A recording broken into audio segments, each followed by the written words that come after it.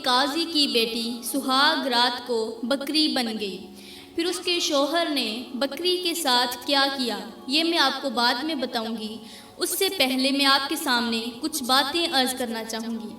بتاتی چلوں کہ میری پیاری بہنوں، انسان کے دل میں جب کوئی گناہ کرنے کا خیال آتا ہے تو وہ یہ سوچتے ہوئے اس گناہ کا مرتکب ہو بیٹھتا ہے کہ کوئی بات نہیں، ابھی گناہ کر لیتا ہوں، بعد میں توبہ کر لوں گا، ابھی کافی زندگی پڑی ہے، ساری زندگی توبہ ہی کرنی ہے، ابھی گناہ کر لوں گا، بعد میں توبہ کر کے اللہ سے معافی مانگ لوں گا اور میرا اللہ مجھے معاف کر دے گا کیونکہ وہ تو ہے ہی غفور الرحیم۔ پیاری بہنوں، جب اس طرح کی سوچ آپ کے ذہن میں آ جائے تو کبھی بھی گناہ نہ کرنا، بلکہ یہ سوچ کر گناہ کو چھوڑ دینا کہ ہو سکتا ہے گناہ کرنے کے بعد ہمیں مہلت ہی نہ ملے، ہمیں زندگی ہی نہ ملے، کیا پتہ کہ اسی گناہ کے دوران اللہ تعالیٰ ہمیں عبرت کا نشانہ بنا دے، کیا پتہ اللہ تعالیٰ ہمیں اسی گناہ کے دوران موت عطا کر دے۔ اگر ہم مر گئے تو توبہ کون کرے گا؟ پیاری بہنوں، یہ سوچتے ہوئے اسی سوچ کی بنیاد پر چھوٹے سے چھوٹا یا بڑے سے بڑا گناہ، جس گناہ کا بھی خیال آئے اس کو ذہن سے نکال دیا کرو کہ ہو سکتا ہے ہمیں مہلت ہی نہ ملے۔ اللہ تعالیٰ نے ہماری زندگی کی سانسیں بس اتنی ہی لکھی ہوں، کیا پتہ اگلی سانس آئے گی یا نہیں آئے گی۔ تو میری پیاری بہنوں، بے شک گناہ کرنے سے انسان کا دل کالا ہو جاتا ہے، انسان کا دل سیاہ ہو جاتا ہے۔ پیاری بہنوں، دل کے سیاہ ہونے کی، دل کے کالا ہو جانے کی نشانی یہ ہے، پہچان یہ ہے کہ جب کسی بھی گناہ سے، گناہ چھوٹا ہو یا بڑا ہو، کسی بھی گناہ کو کرنے سے گھبراہٹ محسوس نہ ہو رہی ہو تو پکا یقین کر لینا کہ تمہارا دل سیاہ ہو چکا ہے۔ پیاری بہنوں، دل کے سیاہ ہونے کی وجہ سے انسان ہمیشہ بے قرار رہتا ہے۔ پیاری بہنوں، جب زندگی میں سکون کی کمی محسوس ہونے لگے، دل میں بے چینی ہو جائے، جب سکون محسوس نہ ہو رہا ہو تو اس وقت اللہ سے توبہ کر لیا کرو، کیونکہ ہمارے بہت سارے گناہ ایسے ہیں جو ہمیں ہر وقت بے چین رکھتے ہیں۔ پیاری بہنوں، اب میں آپ لوگوں کو ایک عبرت ناک سا واقعہ سناؤں گی۔ پیاری بہنوں، یہ واقعہ آپ کی زندگی بدل ڈالے گا۔ میری اسلامی بہنوں، یہ کہانی بہت پرانی ہے، یوں سمجھ لیجئے کہ حضرت موسیٰ علیہ السلام کے دور سے بھی پہلے کی کہانی ہے۔ اس کہانی نے آج سے پہلے کئی لوگوں کی زندگیاں بدل دیں۔ ایک بار آپ بھی دل کے کانوں سے ضرور سنیے گا۔ پیاری بہنوں، اس دور میں جب بھی کوئی انسان غلطی کرتا، کوئی اللہ کی نافرمانی کرتا، کوئی گناہ کرتا، وہ جب بھی گناہ کرتا، جس وقت جس جگہ پر گناہ کرتا تو اس کے گناہ کی سزا اسے فوراً دے دی جاتی تھی۔ وہ جیسے ہی گناہ کرتا تو اس کی سزا اسے اللہ کی طرف سے فوراً مل جاتی تھی۔ یہ سزا اللہ کی طرف سے ہوتی تھی، کسی انسان کی طرف سے نہیں ہوتی تھی۔ اللہ تعالیٰ انہیں فوراً لوگوں کے لیے عبرت کا نشانہ بنا دیتا تھا، پھر وہ چاہے مرد ہو یا عورت، سب کا حساب برابر ہوتا تھا۔ پیاری بہنوں، اس دور میں ایک قاضی تھا۔ وہ جو قاضی تھا وہ لوگوں کے فیصلے کیا کرتا تھا۔ پیاری بہنوں، اس کے علاقے میں کوئی چوری ہو جاتی، کوئی واردات ہو جاتی، کوئی کسی کو مار دیتا، کوئی کسی پر ظلم کرتا، کوئی کسی کی عزت لوٹتا، کسی غریب کا حق چھینتا، مطلب کوئی بھی ہنگامہ کرتا تو اس کا فیصلہ وہی قاضی ہی کیا کرتا تھا۔ ایک مرتبہ ہوا کچھ یوں کہ اس قاضی کی بیٹی نے کسی غیر محرم مرد کے ساتھ گناہ کر لیا، کسی کے ساتھ زنا کر لیا۔ پیاری بہنوں، بتاتی چلوں کہ قاضی کی جو بیٹی تھی وہ بہت زیادہ خوبصورت تھی، حسین و جمیل تھی۔ اللہ تعالیٰ نے اسے بہت زیادہ حسن و جمال سے نواز رکھا تھا، جو بھی ایک بار دیکھتا تعریف کیے بغیر نہ رہتا تھا۔ پیاری بہنوں، وہ بہت زیادہ خوبصورت تھی، اس کے باپ نے اسے بڑے ہی نازوں سے پالا تھا، اس کا ہر ایک نخرہ اٹھاتا تھا۔ ایسے سمجھیں کہ پھولوں کی سیج پر سونے والی لڑکیوں میں اس کا شمار کیا جاتا تھا۔ وہ پھولوں کی سیج پر پروان چڑھی، اسے کبھی کوئی کانٹا تک نہیں چبھا تھا، کبھی وہ پریشان نہیں ہوئی تھی، اس کے باپ نے کوئی بھی پریشانی اس کے قریب نہیں آنے دی تھی، اسے ہر وقت خوش رکھتا تھا۔ اس نے دنیا کی ساری خوشیاں لا کر اپنی بیٹی کے قدموں پر رکھی ہوئی تھیں۔ کیوں؟ اس لیے کہ وہ قاضی کی اکلوتی بیٹی تھی۔ وہ اپنی بیٹی کے ساتھ بڑی ہی محبت کیا کرتا تھا۔ اس نے اپنی بیٹی کو بڑے ناز و نام سے پالا ہوا تھا۔ تو پیاری بہنوں، ہوا کچھ یوں کہ ایک مرتبہ وہ قاضی دربار میں عدالت لگائے ہوئے بیٹھا تھا۔ ادھر وہ دربار میں بیٹھا تھا، ادھر اس کے دروازے پر کسی بھکاری نے دستک دی۔ قاضی صاحب کے دروازے پر کسی بھکاری نے، کسی بھوکے نے، کسی مانگنے والے نے دستک دی۔ اب وہ جو مانگنے والا تھا وہ بہت زیادہ خوبصورت تھا۔ اللہ تعالیٰ نے اسے حسن و جمال سے نواز رکھا تھا۔ دنیا کا سارا حسن اسی کی خوبصورتی پہ آ کے ختم ہو جاتا تھا۔ پیاری بہنوں، وہ بڑا ہی خوبصورت نوجوان تھا، لیکن کیا تھا کہ غربت کی میل اس کے چہرے پر جمی ہوئی تھی۔ غربت نے اس کے چہرے کا ستیاناش کیا ہوا تھا۔ وہ خوبصورت تو تھا لیکن خوش قسمت نہیں تھا۔ اس کے پاس دولت نہیں تھی، مال نہیں تھا، خوبصورتی تھی، حسن تھا، سب کچھ تھا، لیکن اس کے پاس مال و دولت نہیں تھی۔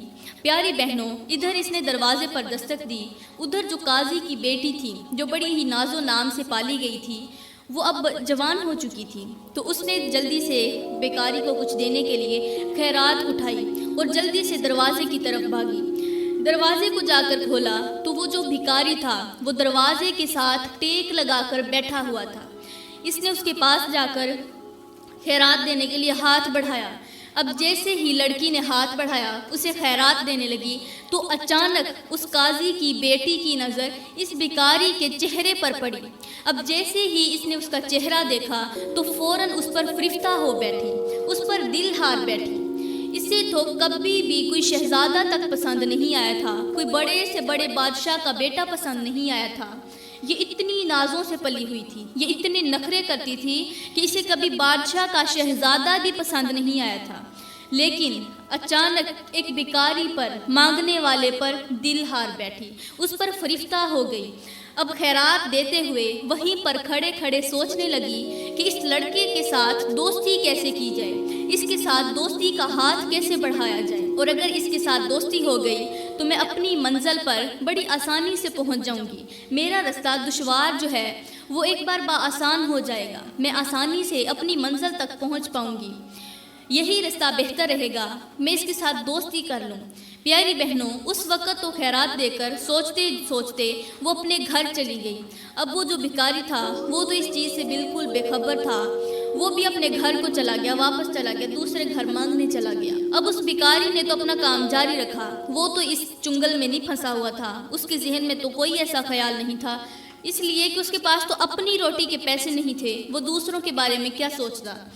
لیکن یہ جو قاضی کی بیٹی تھی، اس کو اس کا حسن بھا گیا تھا، ہر وقت بے چین رہنے لگی۔ اب گھر جا کر پوری رات بھی یہی سوچتے سوچتے گزر گئی کہ کیا دنیا میں کوئی اتنا زیادہ حسین و جمیل بھی ہو سکتا ہے، اور پھر سوچنے لگی کہ اس کے ساتھ دوستی کیسے کروں، اس کے ساتھ اپنا تعلق کیسے بڑھاؤں، اس کو حاصل کیسے کروں۔ پیاری بہنوں، اب پوری رات بھی اس کی اسی بے چینی کے اندر ہی گزر گئی۔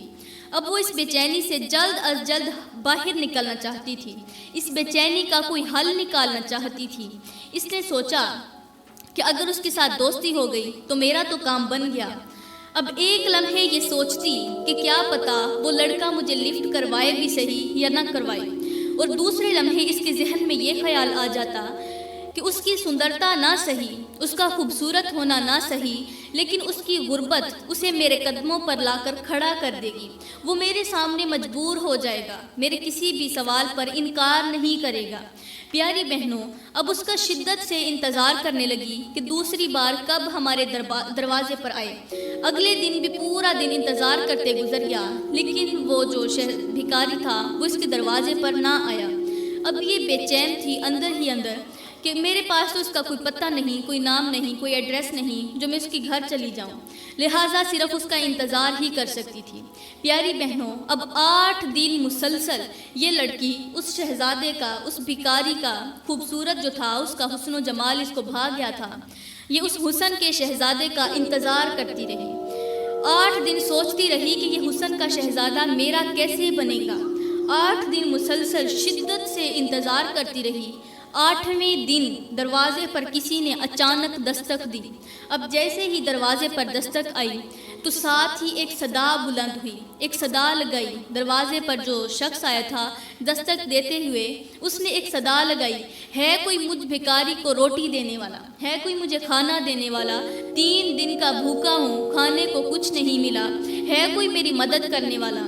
اب جیسے ہی اس کی آواز اس کے کانوں میں پڑی، اس لڑکی کے کانوں میں پڑی، تو فوراً وہاں سے خیرات اٹھاتے ہوئے گھر سے بھاگی، دروازے تک پہنچی۔ اس کی تو جان میں جان آ گئی، اس آواز نے اس کی جان میں جان ڈال دی۔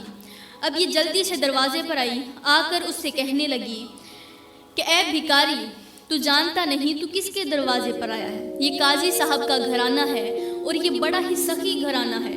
تم ایسا کرو، میرے ساتھ اندر چلو، جا کر بیٹھک میں بیٹھو، میں تمہیں اچھے سے اچھا کھانا کھلاتی ہوں، تمہیں رنگ برنگے کھانے کھلاتی ہوں۔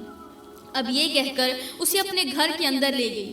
اسے اپنے چنگل میں پھنسانا چاہتی تھی، اس لیے اسے اپنے گھر لے گئی۔ اب ایک الگ کمرے کے اندر بٹھا کر اسے کہنے لگی کہ یہاں بیٹھو، میں تمہارے لیے کھانا لے کر آتی ہوں۔ اسے ایک کمرے میں بٹھا کر پہلے تو اس نے کھانا کھلایا، اس کے بعد دروازے کی کنڈی لگا لی، کمرے کو اندر سے بند کر لیا۔ اسے کھانا کھلانے کے بعد جیسے ہی وہ بھکاری کمرے سے باہر نکلنے لگا، جیسے ہی کنڈی کھولنے لگا، تو یہ لڑکی بول پڑی، کہنے لگی کہ میں تمہیں اپنی خواہش پوری کروائے بغیر گھر سے باہر نہیں جانے دوں گی۔ جب تک تم مجھے راضی نہیں کرتے میں تمہیں گھر سے باہر نہیں جانے دوں گی۔ تم کہاں جا رہے ہو؟ میں تو تجھے کہیں نہیں جانے دوں گی۔ تو وہ بھکاری پوچھنے لگا کہ تم کون ہوتی ہو مجھے روکنے والی؟ کھانا کھلایا اس کا مطلب یہ تو نہیں کہ تم مجھے کمرے کے اندر بند کر لو گی۔ کہا میری ایک شرط ہے، اس شرط کو پورا کر دو پھر کمرے سے باہر چلے جانا۔ اس نے پوچھا کون سی شرط؟ تو کہنے لگی شرط کوئی لمبی چوڑی نہیں بلکہ یہ ہے کہ تم یہیں پر رک جاؤ۔ وہ جیسے ہی کنڈی کھول رہا تھا تو وہی ہاتھ پکڑ کر اس نے اپنی طرف کھینچا، اسے اپنے سینے سے لگا لیا اور کہنے لگی کہ تم میرے ساتھ گناہ کرو، میرے ساتھ جناح کرو، میری خواہش پوری کرو۔ تو وہ جلدی سے انکار کرنے لگا کہ تم اللہ سے ڈرو، اللہ کا خوف کھاؤ، کیا کر رہی ہو؟ تو وہ لڑکی کہنے لگی کہ تم جانتے نہیں ہو میں قاضی صاحب کی بیٹی ہوں، انہوں نے مجھے بڑے ہی ناز سے پالا ہے، میں تم پر ایک گندا سا الزام لگاؤں گی جسے سنتے ہی میرا باپ تجھے مار دے گا، لہٰذا اگر تو بچنا چاہتا ہے پھر مجھے بھی خوش کر اور میرے نفس کو بھی خوش کر دے، مجھے بھی راضی کر اور میرے نفس کو بھی راضی کر۔ پیاری بہنوں، اس لڑکی نے اس کے ساتھ بہت زبردستی کی، اس کو بہت زیادہ اپنی طرف مائل کرنے کی کوشش کی۔ پہلے تو اس کے چنگل میں نہ پھنسا، پہلے تو وہ گناہ کے لیے راضی نہیں تھا، لیکن جب اسے نظر آیا کہ اب میری جان کا خطرہ ہے، میں مر جاؤں گا، تو لہٰذا اس نے سوچا کہ چلو گناہ کر ہی لیتا ہوں۔ شیطان ہے، شیطان نے اس کا دل ورگلا دیا۔ پیاری بہنوں، اس نے اس لڑکی کے ساتھ گناہ کیا، زنا کیا۔ اب زنا کرنے کے بعد وہ لڑکا وہاں سے چلا گیا۔ اب جو لڑکی تھی بدقسمتی سے اس پر اللہ کا قہر ٹوٹا، اللہ کا قہر نازل ہوا۔ اب یہ جو لڑکی تھی یہ حمل سے ہو گئی، اس نے گناہ کیا، وہ گناہ حمل کی شکل اختیار کر گیا۔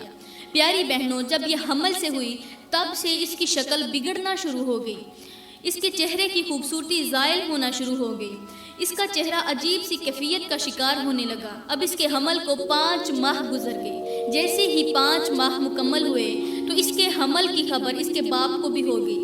جیسے ہی اس کے باپ کو معلوم ہوا کہ میری بیٹی نے کسی کے ساتھ منہ کالا کیا ہے جس کی وجہ سے اب یہ کسی حرام اولاد کو، کسی ناجائز اولاد کو جنم دینے والی ہے، تو وہ بڑا ہی پریشان ہوا کہ میری تو پورے علاقے میں اتنی عزت ہے، میں سب کے ساتھ انصاف کرتا ہوں، لیکن میرے اپنے ہی گھر سے میرے اوپر وار کر دیا گیا ہے، میری عزت پر وار ہو گیا، اب میں کیا کروں؟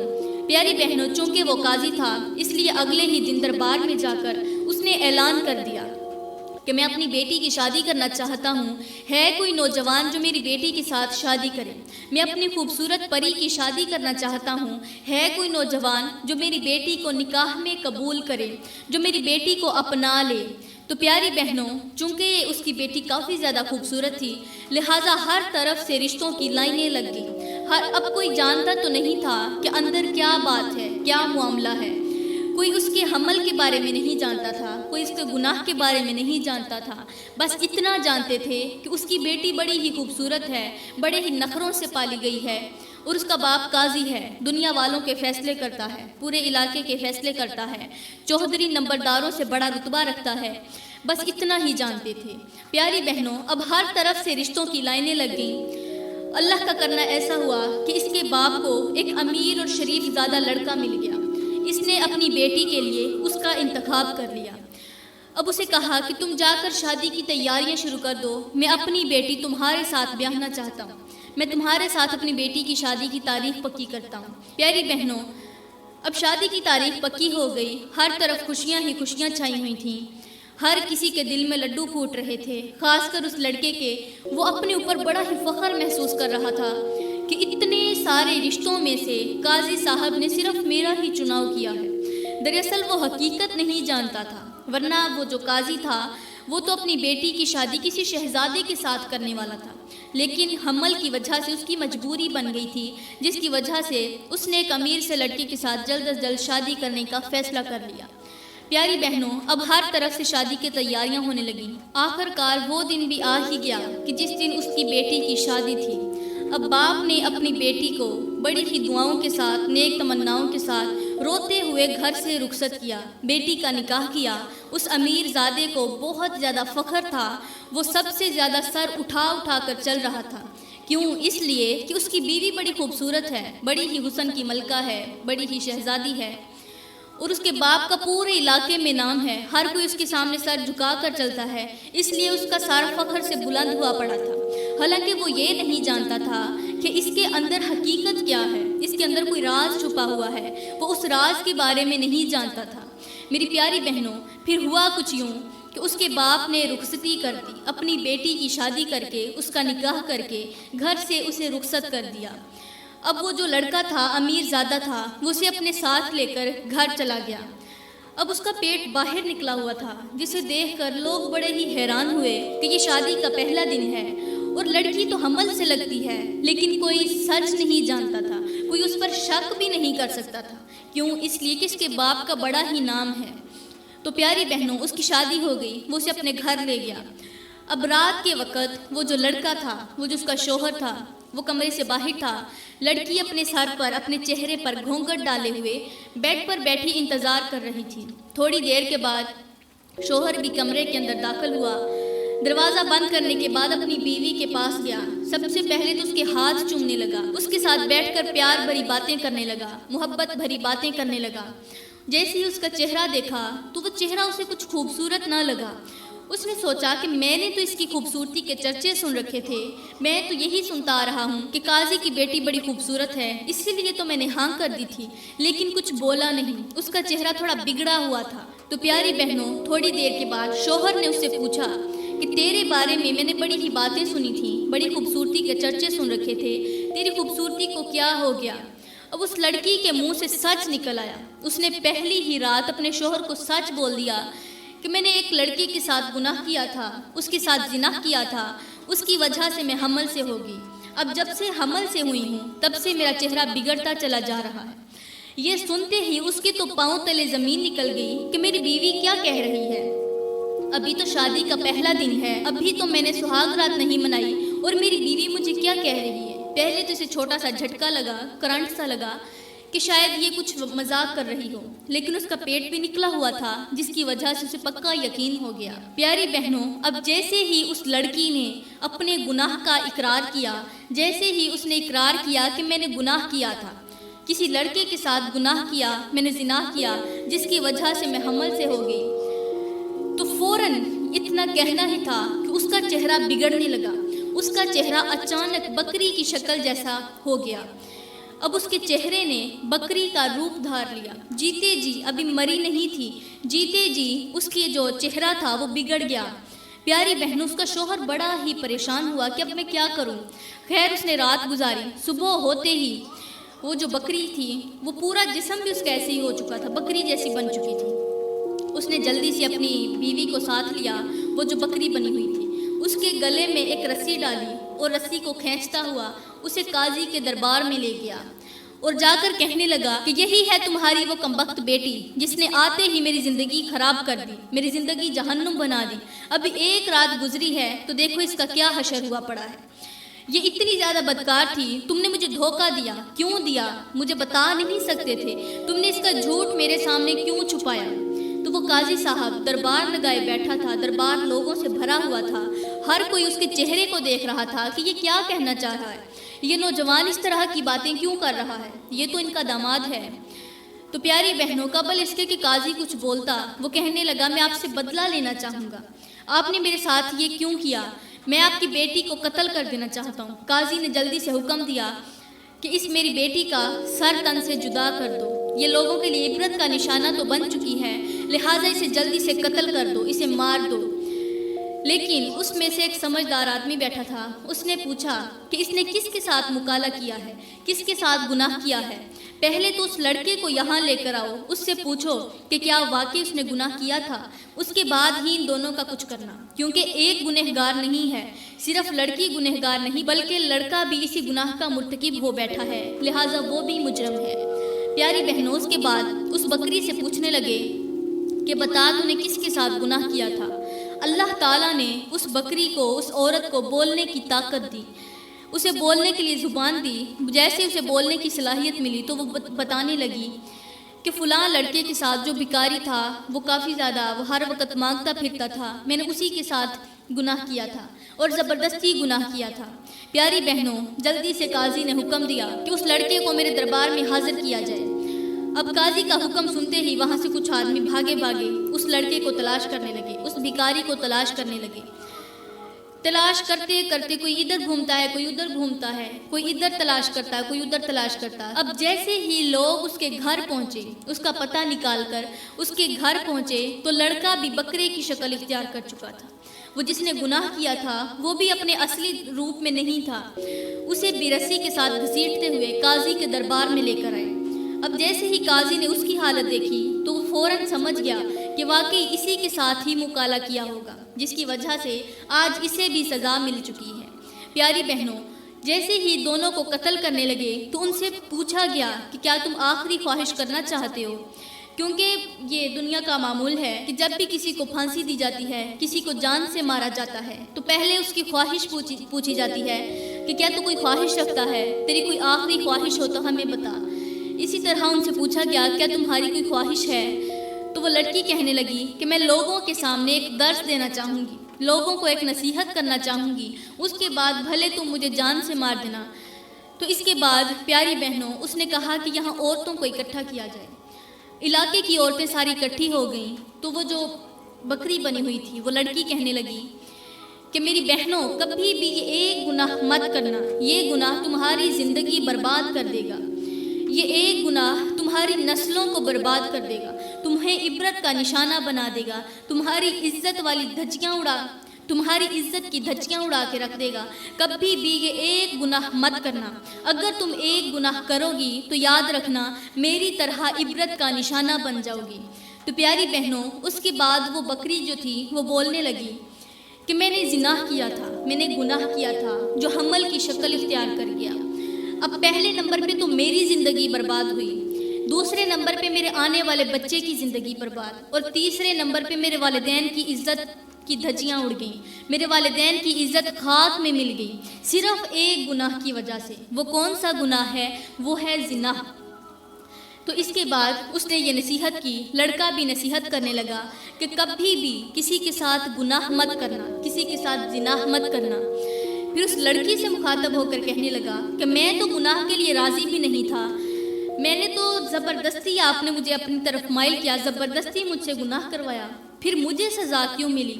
تو وہ کہنے لگی زبردستی ہی صحیح، تم مر جاتے، موت قبول کر لیتے، لیکن تم نے گناہ کیوں کیا؟ اسی لیے تجھے بھی سزا ملی کہ تجھے بھی عبرت کا نشانہ بنا دیا گیا۔ پیاری بہنوں، میں آپ کے سامنے ہاتھ جوڑ کر عرضی کرنا چاہوں گی کہ کبھی بھول کر بھی یہ ایک گناہ مت کرنا۔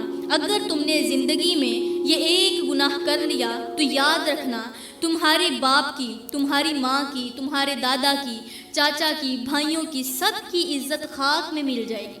تمہارا جو باپ ہے، جو گلی محلے میں سر اٹھا کے چلتا ہے، بڑے ہی فخر کے ساتھ چلتا ہے، ان کا یہی سر لوگوں کے سامنے شرم سے جھک جائے گا تمہارے صرف ایک گناہ کی وجہ سے، وہ ہے غیر محرم مرد کے ساتھ گناہ کرنا، زنا کرنا، ان کے ساتھ ملنا، ان کے ساتھ تعلق قائم کرنا۔ پیاری بہنوں، کبھی بھی کسی غیر محرم کے چنگل میں مت پھنسنا۔ اگر تم کسی کو اپنی طرف مائل نہیں کرو گی تو یاد رکھنا کوئی تمہاری طرف دیکھے گا بھی نہیں۔ یاد رہے کہ پردے میں چھپی ہوئی چیز جو ہے اس کی بڑی حفاظت ہوتی ہے، اس کی بڑی قدر ہوتی ہے۔ اب آپ یہیں سے اندازہ لگا لیں کہ ایک جگہ سونا پڑا ہوتا ہے، دوسری جگہ ہیرا پڑا ہوتا ہے۔ اب سونے کو تو باہر ایسے کھڑا کیا جاتا ہے، دوسروں کو دکھا رہے ہوتے ہیں، لیکن جو ہیرا ہے اسے کپڑے کے اندر محفوظ کیا جاتا ہے، اسے کپڑے سے لپیٹ کر اسے اچھی طرح کسی محفوظ جگہ پر کسی ڈبے کے اندر بند کر کے پھر اسے رکھا جاتا ہے۔ کیوں؟ اس لیے کہ وہ قیمتی ہے، اسے پردے میں چھپا کے رکھتے ہیں، کسی کی نظر نہ اس پر پڑ جائے۔ اسی طرح جو قرآن پاک ہے، سبحان اللہ، اسے بھی غلاف کے اندر چھپا کے رکھا جاتا ہے۔ غلاف جب بھی چڑھتا ہے تو خانہ کعبہ پر چڑھتا ہے، جب بھی چڑھتا ہے تو کسی قیمتی چیز پر، جب بھی چڑھتا ہے تو قرآن پاک پہ چڑھتا ہے۔ پیاری بہنوں، غلاف ہمیشہ قیمتی چیز پر چڑھایا جاتا ہے۔ اگر تم خود کو قیمتی بنانا چاہتی ہو، اگر تم خود کو دوسروں سے محفوظ رکھنا چاہتی ہو تو پھر ایک بار سر سے لے کر پاؤں تک پردے میں چھپ جاؤ۔ جب تم پردے میں چھپ جاؤ گی تو پھر دیکھنا کہ دنیا کی کوئی بھی گندی مکھی تم پر نہیں بیٹھ پائے گی۔ پیاری بہنوں، تمہاری اس دنیا میں تو کیا، اللہ کے سامنے تو کیا، آخرت میں بھی تمہاری عزت بڑھ جائے گی، دنیا والوں کے سامنے تمہاری عزت بڑھ جائے گی۔ پیاری بہنوں، یہ ایک گناہ کبھی نہ کرنا، وہ ہے زنا۔ میں بار بار عرضی کر رہی ہوں کہ یہ ایک گناہ تمہاری زندگی تباہ و برباد کر دے گا۔ میں دعا کرتی ہوں کہ اللہ تعالیٰ ہمیں اس طرح کے گندے اور غلیظ گناہ سے بچنے کی توفیق عطا فرمائے۔ اللہ تعالیٰ ہمیں اچھی نصیحتوں پر عمل کرنے کی توفیق عطا فرمائے۔ اللہ تعالیٰ ہمیں نیک کام کرنے کی توفیق عطا فرمائے، ہمیں نیکی کے راستے پر چلنے کی اور دوسروں کو بھی نیکی کے راستے پر آنے کی توفیق عطا فرمائے۔ اللہ تعالیٰ ہم سب کو اپنی حفظ و امان میں رکھے۔ آمین ثم آمین، وما علینا الا البلاغ المبین۔